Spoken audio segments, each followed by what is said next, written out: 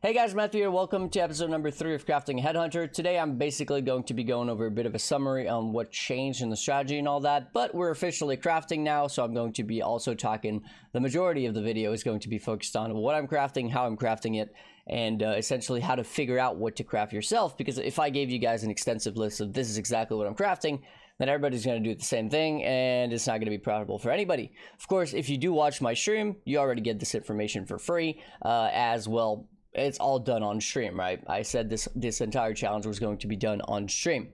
So let's have a quick look first off at my Atlas. Now that it's actually properly set up, what I'm doing is I'm basically getting 4 Watchstones in Valdos and Haywork, which is where I'm spending like 100% of my time, and 3 Watchstones everywhere else in order to get a higher bonus Atlas, so that I can get, you know, the Shaper maps, the Guardian maps, all that, you know, these nice little bonuses from having a higher Awakener. But that's about it. In terms of the Uncharted Realms, now that we actually have it, it's pretty much what I had said in the last video. We're going Secret of Stones for the 25% modifier. We're going Close Allies for the Atlas mission each day, but it's mostly for the 10% chance to gain Atlas mission on completion. This is going to stack with all of our things that are already stacking in order to give us as many Jun missions as possible, since Syndicate or Betrayal is going to be a pretty massive portion of what we're doing here.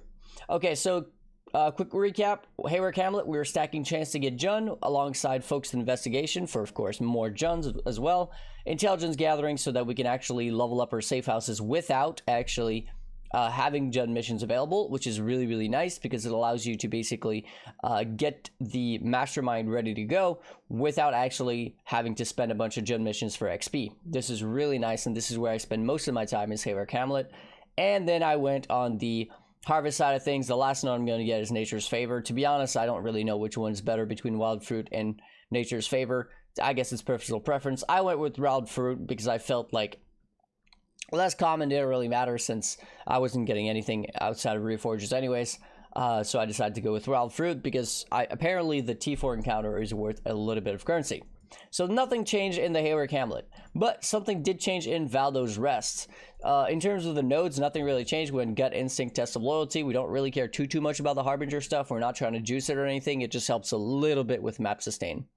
But the biggest change is that instead of stacking Juns here, and my Watchstones are not perfect yet because this is pretty hard to roll, but what I really want to be getting is this. Immortal Syndicate members in areas are 7 to 8% more likely to be accompanied by reinforcements. If you get 4 of these, that's 32% more likely to be accompanied, and then this gets multiplied by the 0.25%, right? So we have like 40% more chance whenever you get any Syndicate member to get another one.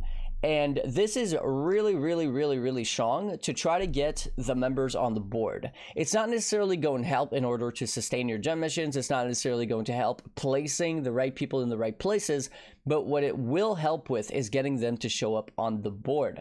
Actually, I guess it will help them with placing them where you want them, because every time they spawn, you have an extra chance of actually, you know, sending them elsewhere, right? But the idea is that we want them to all be on the board as fast as possible, especially the ones that we care about, which is like If Dad Fled in Research, Ashling in Research, things like Vagan or Riker, I believe, in, you know, Intervention, or Hillock in Transportation or Fortification. Like, you want to have the right people in the right places. Those are, by the way, the ones that I'm mostly going to be focusing on. Of course, there's some other additional ones that are like a little bonus, but those are the big ones I feel like in terms of making currency right now.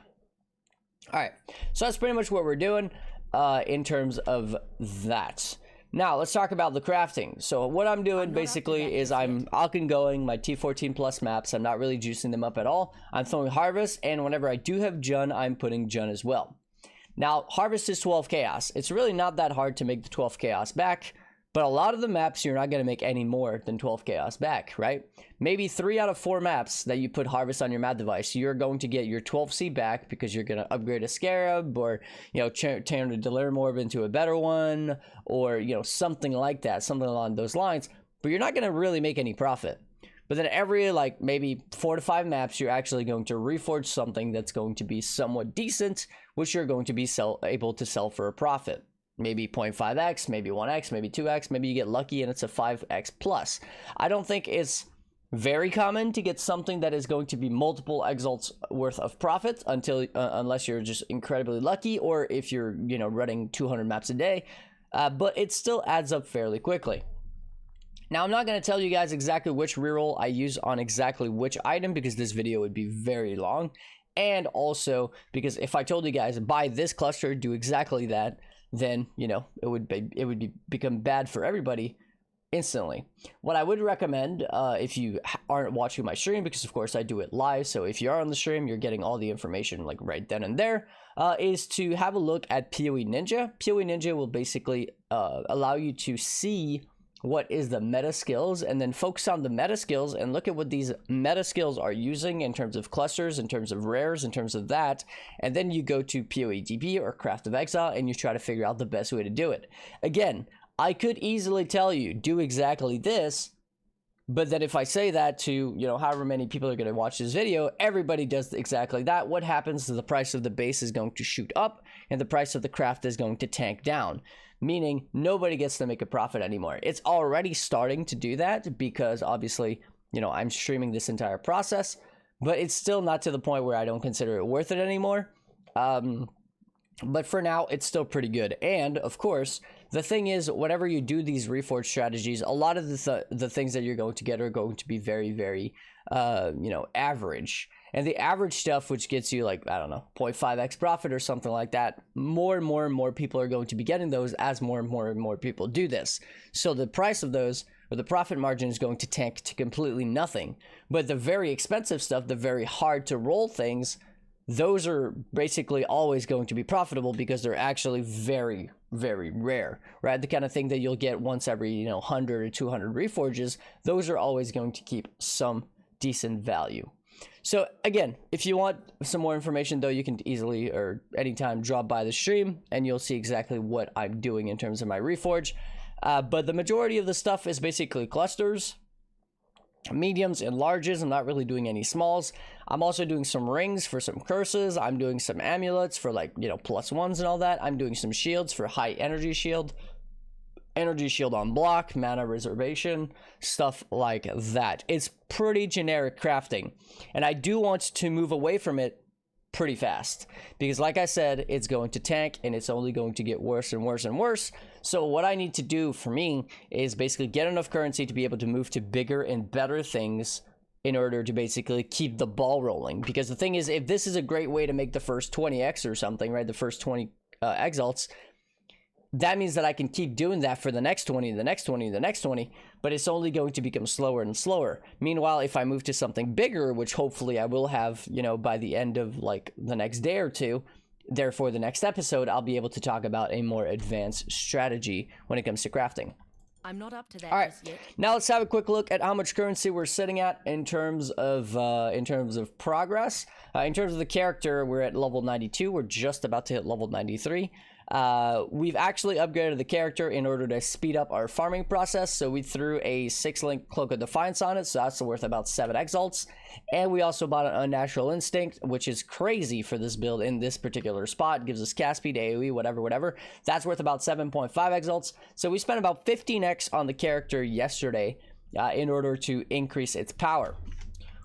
So if we look at that, we also have quite a few items that are waiting to sell. I looked and I've repriced these as well, so to make sure that they are pretty decently priced, all like the lowest on the market and all that. We have about all 15-ish exalts in here. We've got 6 exalt there, so that's about 20. We've got about 15-ish or something on the character, but if we look at Exilence anyways, we're sitting at 3,800 chaos, which at the very moment is worth, let's see, 3,800 divided by, well, let's just remove like 100 chaos for all the random crap that we get that's not really sellable, like div cards and all that, minus 100, divided by 146.